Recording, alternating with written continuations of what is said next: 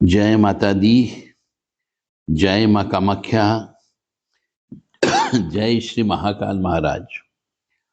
देव Radha trust Satyavani channel से आप आज भद्रा के ऊपर, भद्रा एक शब्द होता है। जब भी हम पंचांग की गणना करते हैं तो इसमें एक भद्रा शब्द आता है जिसको हम विष्टिकरण भी कह सकते हैं। भद्रा के अंतर्गत मांगलिक कार्यक्रम नहीं किए जाते हैं, इसलिए बहुत से मनुष्य जब भी कोई पूजन अर्चन या मांगलिक कार्यक्रम करते हैं, गृह प्रवेश करते हैं, विवाह का कार्य करते हैं या ऐसा कार्य भूमि पूजन हो गया, फैक्ट्री का उद्घाटन, दुकान का उद्घाटन, तो भद्रा काल में यह कार्य नहीं किया जाता है। परंतु आजकल के कुछ पढ़े लिखे, ज्यादा पढ़े लिखे, इंग्लिश मीडियम से पढ़े हुए, बड़ी बड़ी डिग्रियां लिए हुए व्यक्ति इस भद्रा काल में भी अपनी कारें उठा लेते हैं, मकान का उद्घाटन कर देते हैं, दुकान का उद्घाटन कर देते हैं, फैक्ट्री का उद्घाटन कर देते हैं, क्योंकि उन्होंने अपने जीवन में भारतीय धर्म, संस्कार, संस्कृति, परंपरा, रीति रिवाज, मान्यता, इनका पालन नहीं किया। इन्होंने केवल अपने जीवन में पढ़ाई लिखाई की, डिग्री हासिल की, व्यवहारिक कुशलता इन्होंने सीखी ही नहीं और ज्योतिष शास्त्र भी इन्होंने नहीं पढ़ा और नहीं कभी विश्वास किया। भद्रा एक ऐसा समय होता है जिस समय पे यदि भद्रा पृथ्वी पर निवास करती है, उस समय पे यदि कोई व्यक्ति मांगलिक कार्यक्रम कर ले तो वह अमांगलिक हो जाता है। मान लो भद्रा का समय चल रहा, उस समय कोई मनुष्य फेरे ले ले, विवाह के फेरे ले ले, विवाह कर ले किसी से, तो निश्चित तौर से दोनों के भाग्य में दुर्भाग्य की उत्पत्ति हो जाती है। इसीलिए भद्रा कहा जाता है। यदि किसी व्यक्ति ने भद्रा काल के समय में, जब भद्रा का निवास स्थान पृथ्वी पर था, उस समय पे यदि मकान का उद्घाटन कर लेते हैं, गृह प्रवेश कर लेते हैं उस दिन या उस समय पे, उस घड़ी में, तो उस मकान में रहने वाले मनुष्य जो भी मालिक बनता है वो भयंकर कष्टों के दौर से गुजरता है। उसे कष्ट होता है, दुख होती, परेशानी होती है, दरिद्र आ जाती, रोग लग जाते हैं, यानी वो अपने कर्मों से ही अपने भाग्य को काट लेता है। जो पूर्व जन्म के पुण्य कर्म हैं उसमें कमी आ जाती है, क्योंकि भद्रा की वजह से कष्ट भोगना पड़ता है, ऐसा भद्रा को आदेश है। तो भद्रा में कोई भी मांगलिक कार्यक्रम नहीं किया जाता है। भद्रा काल में मंगल उत्सव की शुरुआत अशुभ मानी जाती है, इसलिए भद्रा काल की अशुभता को मानकर कोई भी जो आस्थावान मनुष्य है, यानी जिसने की ज्योतिष सीखा है या ज्योतिष का ज्ञान रखता है या धर्म में आस्था रखता है, वो ज्ञानवान ज्योतिषाचार्य या कह लीजिए अच्छे ज्ञानवान पंडित जी से शुभ मुहूर्त निकलवाता है और फिर कोई भी कार्य का प्रारंभ करता है। तो आस्थावान व्यक्ति शुभ कार्य बिल्कुल भी भद्रा काल में नहीं करता है। इसलिए जानते हैं कि आखिर भद्रा होती क्या है और इसे अशुभ क्यों माना जाता है। कई हमारे पुराणों में इसका वर्णन लिखा गया है, बहुत सी कहानियां भी बनाई गई है ताकि आप समझ सकें। तो जो भी हिंदू सनातनी शब्द यूज कर रहा हूं, जो हिंदू के यहां पैदा हुआ हो, उसे इस भद्रा के बारे में ज्ञान होना चाहिए। आपके जीवन में जहां पर बहुत ज्यादा सुख मिलना चाहिए, वहां पर यदि आपने भद्रा काल में कोई कार्य कर दिया जो मांगलिक कार्यक्रम होता है, तो वहां पे अमंगल होगा ही होगा।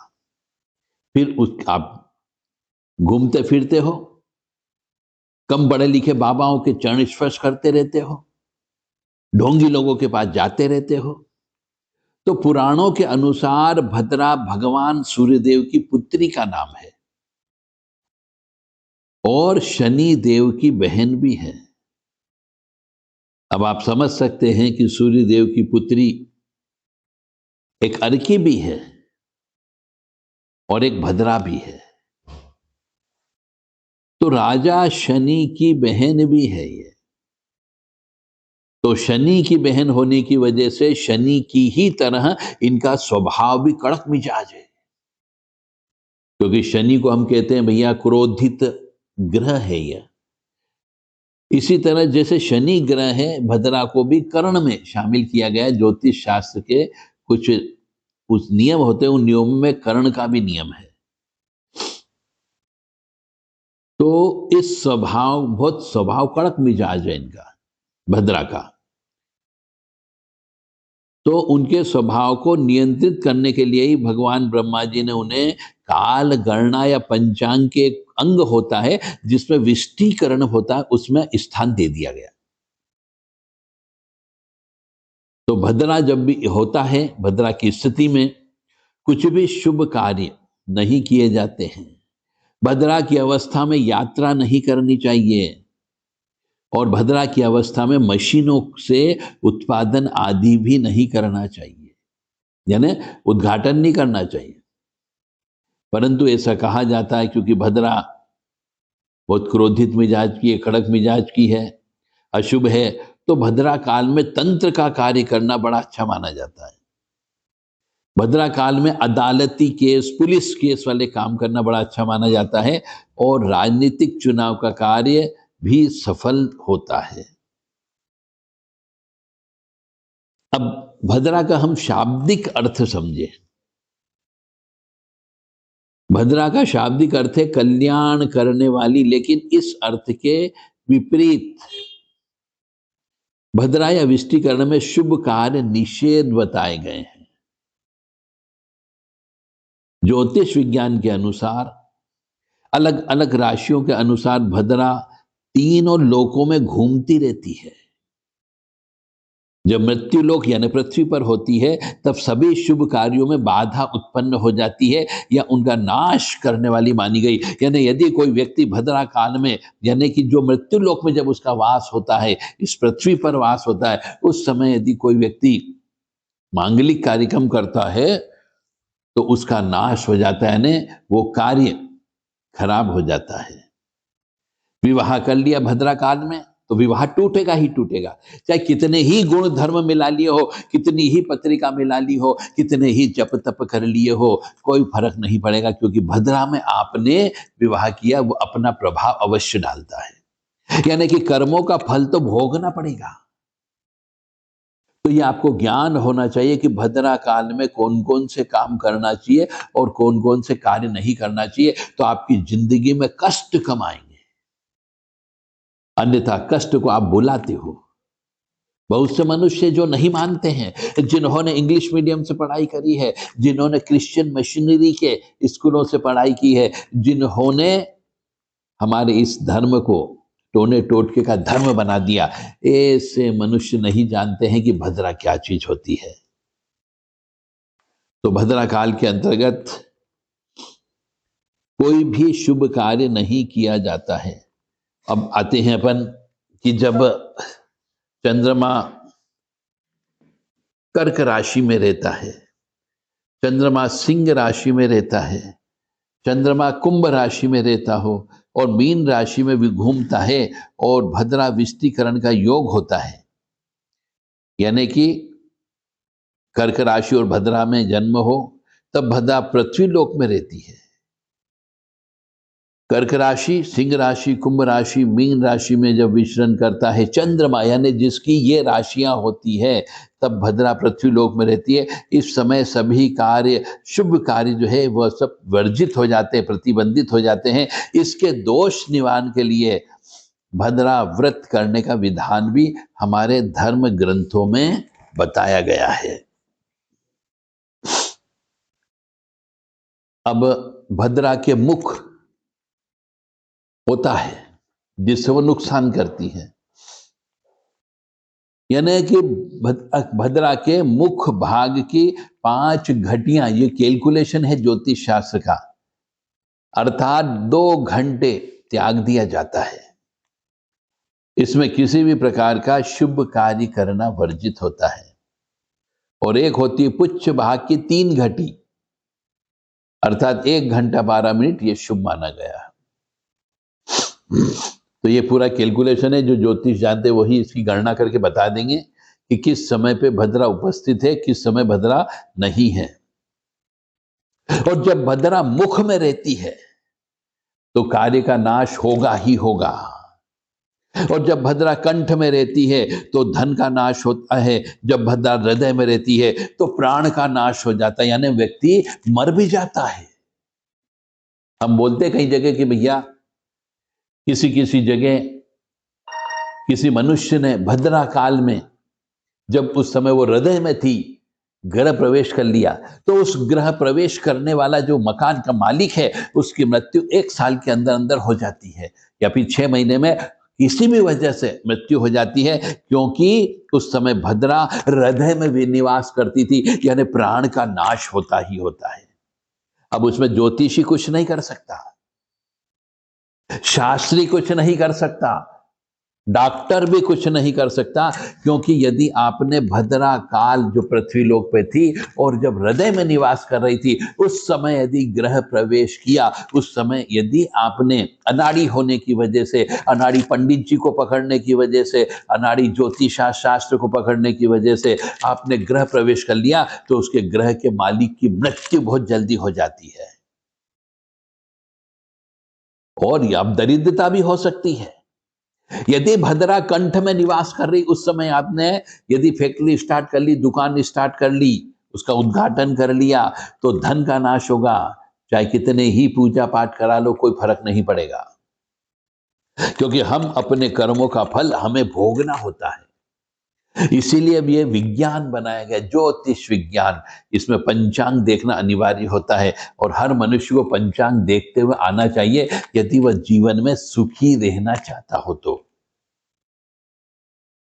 शुक्ल पक्ष की चतुर्थी व एकादशी तिथि एवं कृष्ण पक्ष की तृतीया तिथि व दशमी तिथि वाली जो भद्रा होती, वह दिन में शुभ मानी जाती है और रात्रि में ही अशुभ होती है। शुक्ल पक्ष की अष्टमी तिथि व पूर्णिमा तिथि तथा कृष्ण पक्ष की सप्तमी तिथि व चतुर्दशी वाली भद्रा रात्रि में शुभ होती है, दिन में अशुभ मानी जाती है। तो ये बहुत गहरा ज्ञान है, जिनका कि आपको ध्यान रखना है कि भद्रा तो नहीं है। हम जब उद्घाटन कर रहे हैं, उस वक्त जब फैक्ट्री चला रहे हैं, उस समय जब कार खरीद रहे हैं, उस वक्त भी, यानी कोई भी बड़ा कार्यक्रम किया जाए, बड़ा पैसा खर्च किया जाए, उस समय भद्रा नहीं होनी चाहिए। जैसा कि मैं पहले बोल चुका हूं कि भद्रा नाम की देवी, यह देवी है, देवता नहीं है, भगवान सूर्य की कन्या है, और यह सूर्य की पत्नी छाया से उत्पन्न हुए हैं, इसलिए काली है, कुरूप है, 3 टांग वाली है, दांत बड़े बड़े निकले हुए हैं, ऐसा इनका वर्णन किया गया है। शनि की यह बहन है और काली है, बड़े बड़े बाल हैं, लंबे दांत हैं, भयंकर रूप वाली है। सूर्य भगवान ने सोचा इसका विवाह किसके साथ किया जाए, तो इसकी एक कथा भी आती है कि इनके लिए विवाह करने के लिए योग्य वर नहीं मिल रहा था, तो सभी देवी देवताओं की सहमति से किसी ऋषि मुनि को इस काम के लिए सहमत किया गया। तो धर्म शास्त्र के अनुसार जब भी उत्सव, त्योहार या पर्व काल पर चौगड़िया देखा जाता है तथा पाप ग्रहों से संबंधित काल की बेला में निषेध समय दिया जाता है, वह समय शुभ कार्य के लिए त्याग देना चाहिए। पौराणिक मान्यता के अनुसार भी भद्रा का जो संबंध है वो सूर्य व शनि से है।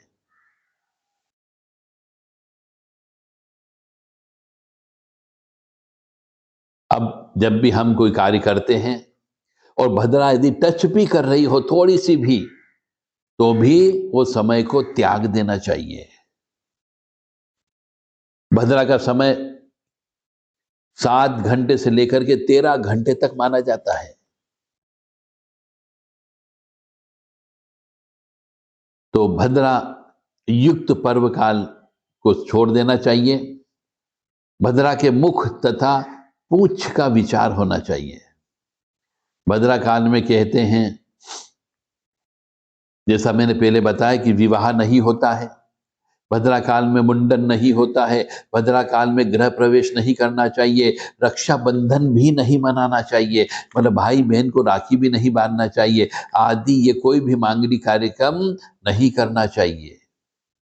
लेकिन भद्रा काल में स्त्री प्रसंग करना चाहिए, यज्ञ करना चाहिए, स्नान करना चाहिए, अस्त्र शस्त्र का प्रयोग करना चाहिए, ऑपरेशन करा लेना चाहिए, कोर्ट में मुकदमा दायर कर देना चाहिए, आग लगाना चाहिए, किसी वस्तु को काटना हो तो भद्रा काल में काटना चाहिए। भैंस, घोड़ा, ऊंट संबंधी इसके कार्य जो बीतते भी होते वह सब कर सकते हो। जब करण विष्टि लगता है तो उसे ही भद्रा कहा जाता है। अब भद्रा नाम की जो देवी जी है उनके 12 नाम बताए गए हैं। धान्या, दधी, मुखी, भद्रा, महामारी, खरनना, कालरात्रि, महारुद्रा, विष्टिकरण, कुलपुत्रिका, भैरवी, महाकाली, असुरक्षाकारी। यानी कि भद्रा का मतलब क्या? महामारी जब भी फैलती उसे ही भद्रा कहते हैं, वो खाने के लिए आती है। कालरात्रि, इसको भी भद्रा कहा जाता है। महारुद्रा यानी कि महाकाली। कुलपुत्रिका यानी जो व्यक्ति इन 12 नामों का रोजाना स्मरण करता हो तो उसके ऊपर भद्रा का प्रभाव नहीं होता है। तो धान्या, दधी, मुखी, भद्रा, महामारी, खरानना, कालरात्रि, महारुद्रा, विष्टिकरण, कुलपुत्रिका, भैरवी, महाकाली, असुरक्षितकारी। तो भद्रा दोष के निवारण के उपाय भी बताए गए हैं कि जिस दिन भद्रा हो और परम आवश्यक हो, कोई परिस्थिति आ जाए कि शुभ कार्य करना ही करना पड़े, तो उस दिन पहले इन 12 नाम से विधिवत रूप से, शास्त्रीय विधि विधान से, तांत्रिक विधि विधान से इनके पूजन अर्चन करो। उस दिन उपवास रखना चाहिए और प्रातः स्नान आदि के उपरांत देवगणों को, पितृगणों को, इन सबको तर्पण करो पहले तो।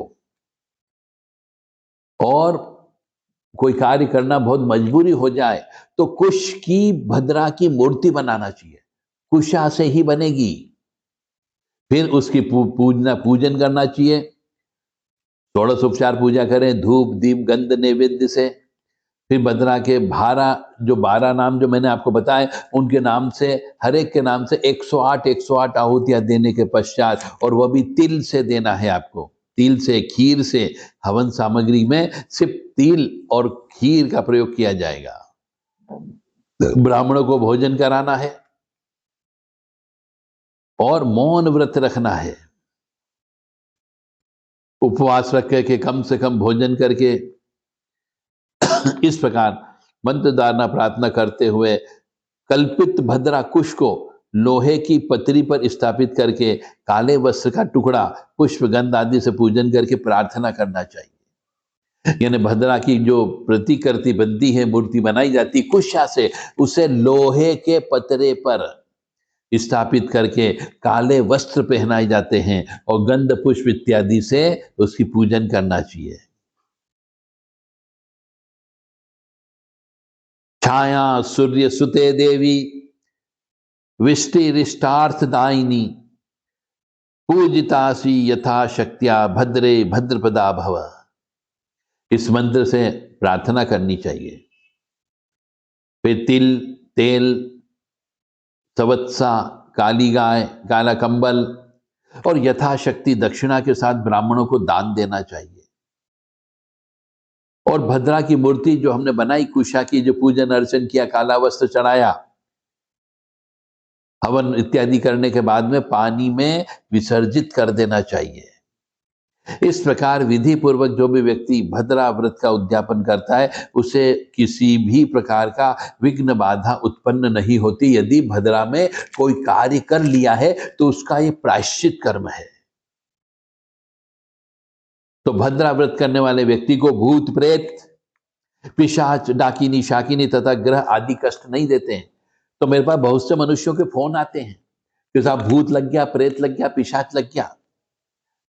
तो उनको भद्रा व्रत करते रहना चाहिए, जिससे ये चीजें छोड़ करके चली जाएगी, कष्ट नहीं देगी। कुछ आवश्यक स्थिति में भद्रा का परिहार हो जाता है और भद्रा जो है सुखदायिनी हो जाती बजाय दोष कारक होने के बजाय। तो भद्रा का वास जो है मेष, वृषभ, मिथुन, वृश्चिक का जब चंद्रमा हो तब भद्रा स्वर्ग लोक में रहती है। कन्या, तुला, धनु, मकर की चंद्रमा होने पर पाताल लोक में भद्रा निवास करती है और कर्क, सिंह, कुंभ, मीन राशि पर जब स्थित चंद्रमा होता है उस समय भद्रा मृत्यु लोक में वास करती है, यानी पृथ्वी में वास करती है। इस समय पे हमारे सामने रहती है, यानी सम्मुख रहती है। जब भद्रा भूलोक में रहती है तब अशुभ फलदायिनी व वर्जित मानी गई है। इस समय शुभ कार्य नहीं करना चाहिए, बल्कि अनेक लोक में वह शुभ रहती है। तो शुक्ल पक्ष की भद्रा जो होती है उसे वृश्चिकी कहा जाता है और कृष्ण पक्ष की भद्रा का नाम सर्पिणी है। तो दिन की भद्रा सर्पिणी, रात्रि की भद्रा वृश्चिकी है। बिच्छू का विष डंक में तथा सर्प का मुख, सर्प का जहर जो है मुख में होने के कारण वृश्चिकी भद्रा की पूंछ और सर्पिणी भद्रा का मुख विशेष तौर से त्याग देना चाहिए। मतलब बहुत ही बारीकी बात यहां पे बताई गई है कि भद्रा जो है दिन की भद्रा वो सर्प की भद्रा कहलाती है और रात्रि की भद्रा वृश्चिक यानी बिच्छू कहा गया है। तो बिच्छू का जो डंक है विष वाला डंक और सांप का जो मुख है जिसमें विष रहता है, वृश्चिकी भद्रा जो है जो रात्रि वाली है वो पूंछ में चली जाती है और सर्पिणी की जो भद्रा का मुख है वह इन दोनों को हमेशा त्याग करना चाहिए। यानी मंगलवार, शनिवार जनित भद्रा दोष, व्यतिपात दोष, अष्टम भाव में बैठा हुआ हो एवं जन्म नक्षत्र दोष मध्याह्न के पश्चात शुभ कारक मानी गई है। यानी जिस मनुष्य का जन्म भद्रा में हुआ हो उसे तो यह व्रत उपवास करते रहना चाहिए जब तक वो जिंदा हो, तो भद्रा दोष से मुक्ति मिल सकती है। परंतु व्यक्ति करता नहीं है और फिर कहता मैं कष्ट में हूं, मैं बीमार पड़ा रहता हूं, मैं दरिद्री हो गया हूं, मेरा काम नहीं चलता है, मैं जिस काम में पैसा डालता हूं वो बर्बाद हो जाता है। तो यह सब भद्रा का प्रभाव होता है। इसलिए ऐसे मनुष्य को भद्रा की पूजा विधि विधान से करते रहना चाहिए और प्रायश्चित कर्म करते रहना चाहिए, क्योंकि पूर्व जन्म के पाप कर्मों की वजह से ही भद्रा में जन्म होता है।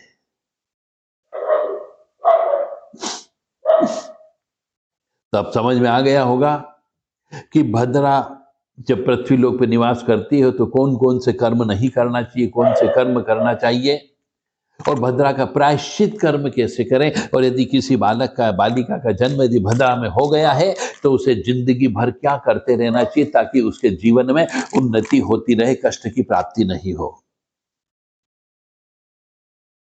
एक तरीके से भद्रा जो है यह तांत्रिक दृष्टि से यदि हम बात करें विष्टिकरण को, भद्रा यानी विष्टिकरण, तो तंत्र में भद्रा को उग्र काली बोला गया है। यम की शक्ति है, योगिनी शक्ति कह सकते हैं हम इसको, रुद्री है ये, विलंब का कार्य करने में विलंब कराने का काम करती है और संघर्ष की मुख्य देवी है। तंत्र शास्त्र में भद्रा को काल भद्रा योगिनी भी कहा गया है। यानी भद्रा का हराया नहीं जा सकता भद्रा को, क्योंकि वह महाकाली के रूप में भी रहती है। उसका शमन और संतुलित करना चाहिए, उसका दमन नहीं कर सकते हो, उसे हटाया नहीं जा सकता, उसकी उग्रता को शांत करना पड़ता है। तो अब इसके उपाय भी दिए गए हैं कि काल भैरव जी की पूजा करना चाहिए, यह मुख्य उपाय है। और भद्रा को जो नियंत्रण करने का डिपार्टमेंट दिया गया है वह काल भैरव जी को दिया गया है। तो काल भैरव जी की पूजा करें। शनिवार का दिन काला होता है और कृष्ण पक्ष की अष्टमी का दिन होता है। तो एकांत स्थान में किसी भैरव जी मंदिर में जाए, वहां पे षोडश उपचार पूजा करें उनकी।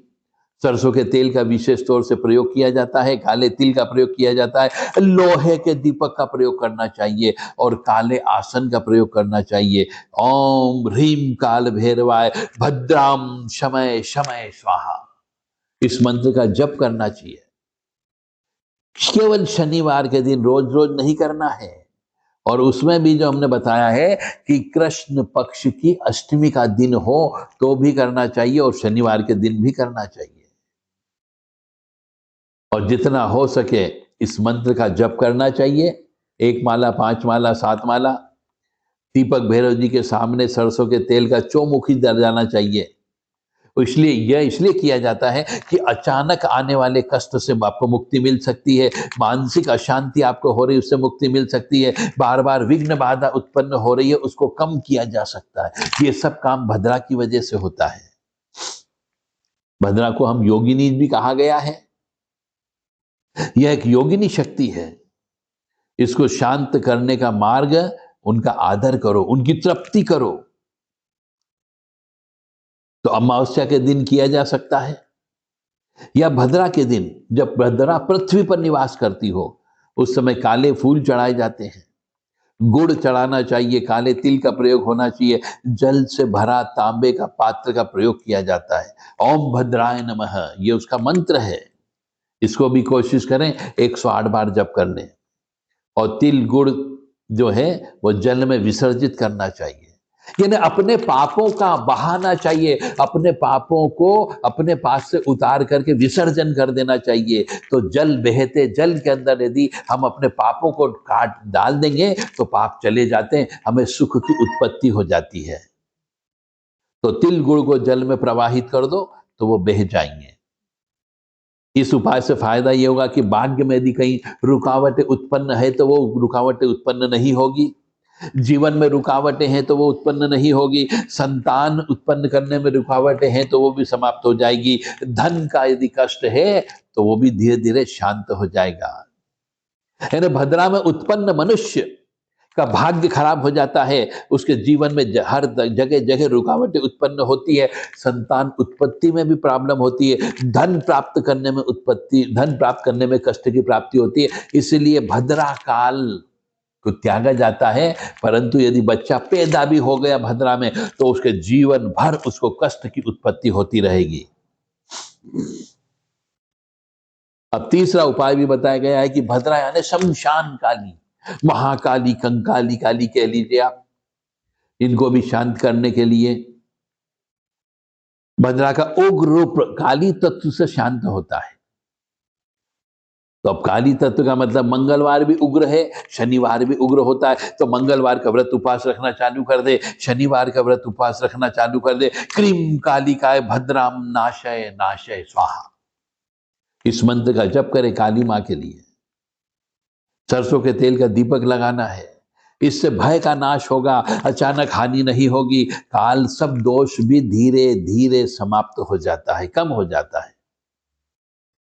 परंतु इसके लिए कुछ नियम है। यदि आपने ये सब पूजा की परंतु यदि झूठ बोलते रहे, कपट करते रहे, छल करते रहे तो ये पूजा काम नहीं करेगी, क्योंकि भद्रा सब जानती है, वो महाकाली है, वह नाश करने वाली है, वह योगिनी शक्ति है।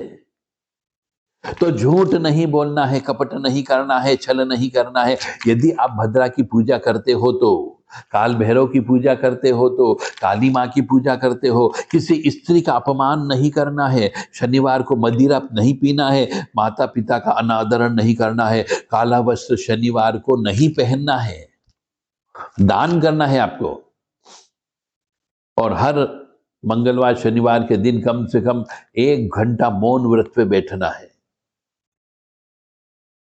कुत्ते को भोजन खिलाना है। तो इस प्रकार के ये उपाय भद्रा को शांत करने के बताए गए हैं।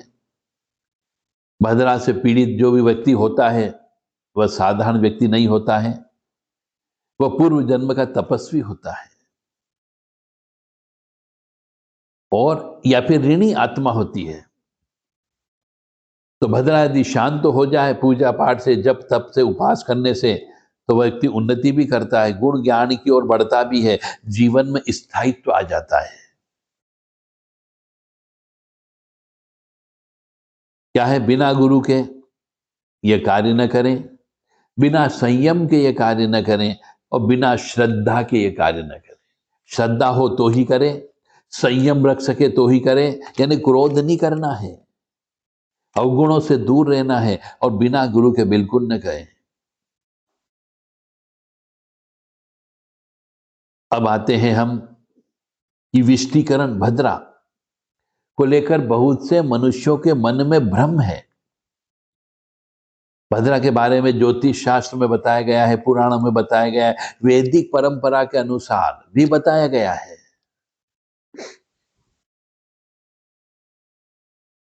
तो अब विष्टिकरण को ही हम सामान्य भाषा में भद्रा कह सकते हैं।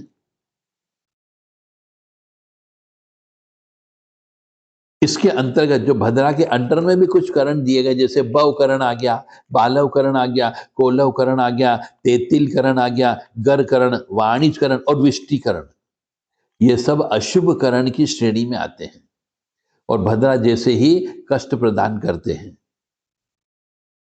पद्म पुराण में बताया गया है भद्रा के बारे में, स्कंद पुराण में लिखा गया है, ब्रह्म वैवर्त पुराण के अनुसार भी लिखा गया है कि भद्रा कोई साधारण काल नहीं है, बल्कि एक देवी स्वरूपा शक्ति है।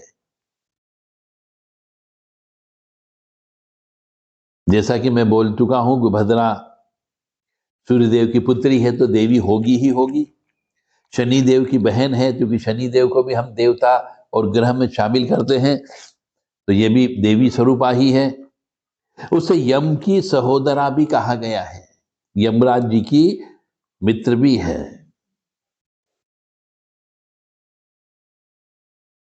तो शनिदेव की बहन हो गई, सूर्यदेव की पुत्री हो गई, और वह योगिनी है, कार्य शक्ति की देवी है। इसलिए भद्रा को अशुभ माना गया है।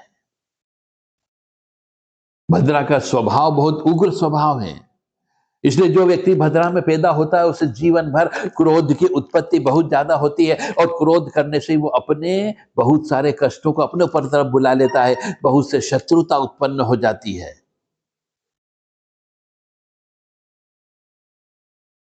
तो भद्रा जब नुकसान देने लगी मनुष्यों को, तो ऐसा कहा गया कि पृथ्वी पर कुछ समय के लिए भद्रा का वास बताया गया है, बाकी समय पर यह पाताल में या स्वर्ग में रहती है।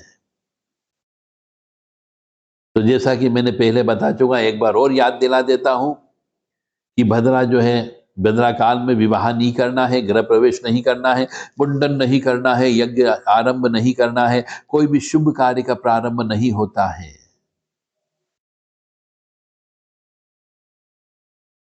और विष्टिकरण यानी भद्रा में जिस मनुष्य का जन्म होता है उसका स्वभाव कठोर हो जाता है, संघर्षशील मनुष्य होता है, और जीवन में कष्ट मिलते रहता है।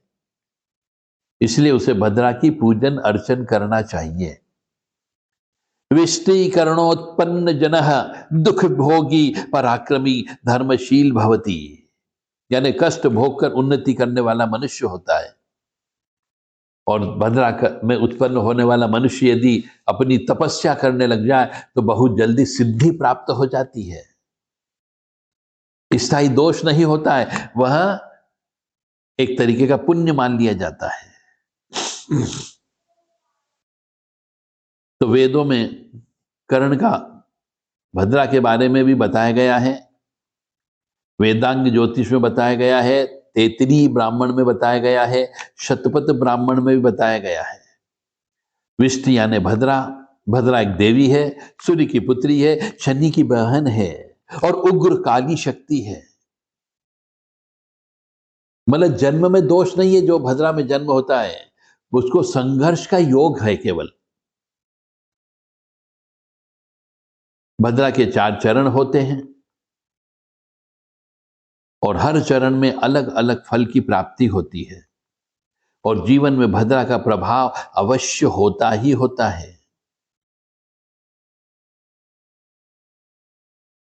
तो ये थी भद्रा के बारे में पूरी संपूर्ण जानकारी। मेरे हिसाब से हर मनुष्य को यह अपनी पत्रिका चेक करा लेना चाहिए कि उसका जन्म भद्रा में तो नहीं हुआ है, और यदि जिस व्यक्ति का जन्म भद्रा में हुआ हो तो वह देव राधा ट्रस्ट सत्यवाणी चैनल से संपर्क कर सकते हैं। उसके पापों का प्रायश्चित कराया जा सकता है, उसके संघर्ष को कम किया जा सकता है, उसके दुखों को कम किया जा सकता है। एक विधान है पूजन अर्चन का, वो पूजन अर्चन विधि विधान से ग्रह नक्षत्र को ध्यान में रखते हुए पूजा कराई जा सकती है। आप लोगों को यदि सुखी रहना चाहते हैं तो सब अपनी अपनी बच्चों की, अपने स्वयं की, अपने परिवार के सदस्यों की पत्रिका अवश्य चेक कर लें कि उसमें कहीं विष्टिकरण या भद्रा तो नहीं लिखा है, कहीं भद्रा में जन्म तो नहीं हुआ है, या फिर आपने भद्रा में गृह प्रवेश तो नहीं कर लिया है। अपने अपनी तारीख निकाल करके चेक कर लो, समय निकाल करके चेक कर लो कि उद्घाटन किस दिन किया था, विवाह भद्रा में तो नहीं किया, यह भी चेक कर लिया जाए। कई बार घर के अंदर विवाह होने के बाद में क्लेश की उत्पत्ति ज्यादा बढ़ जाती है, जिसको हम ग्रह कलेश कहते हैं। सब कुछ है परंतु ग्रह कलेश होने की वजह से घर में अशांति होती है, उसका भी कारण भद्रा में विवाह करना होता है। या कोई व्यक्ति जिससे विवाह किया हो वो भद्रा में जन्म हुआ हो तो भी घर में क्लेश, दुख, अशांति और दरिद्रता होती है। तो कहीं ना कहीं भद्रा टच होती हो, चाहे गृह प्रवेश के समय पे, चाहे विवाह के समय पे, चाहे बच्चे के उत्पन्न होने के समय पे, और यदि आज तक उसकी कोई शांति नहीं कराई गई है तो भद्रा की शांति कराने के लिए आप देव राधा ट्रस्ट सत्यवाणी चैनल के व्हाट्सएप नंबर है, उनसे संपर्क कर सकते हैं। और एक नहीं कई बार आपको ये पूजा कराना होगी, तब भद्रा की शांति होगी। और कौन कौन से व्रत आपको कब कब करना है इसकी तारीख तिथि लिख करके दी जा सकती है। क्रीम कालिकाय नमः, क्रीम कालिकाय नमः, ओम बम भैरवाय नमः, ओम बम भैरवाय नमः। इन मंत्रों का ज़्यादा से ज़्यादा जप करना चाहिए।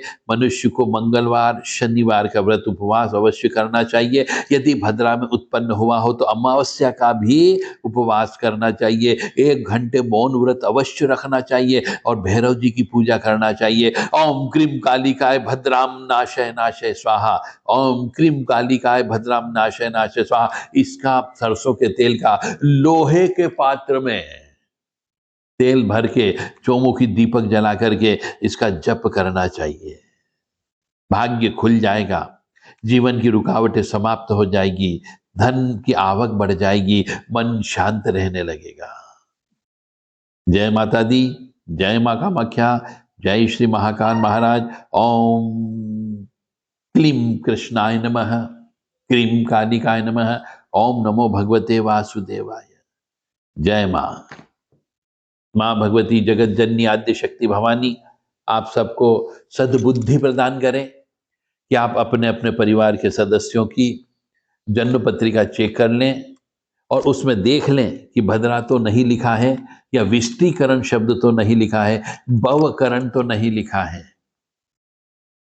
यदि लिखा हो तो आप ये मान के चले जिसकी भी पत्रिका में है उसे जीवन में संघर्ष करना होगा। उस संघर्ष को कम करना हो तो प्रति वर्ष भद्रा की पूजन अर्चन कराएं।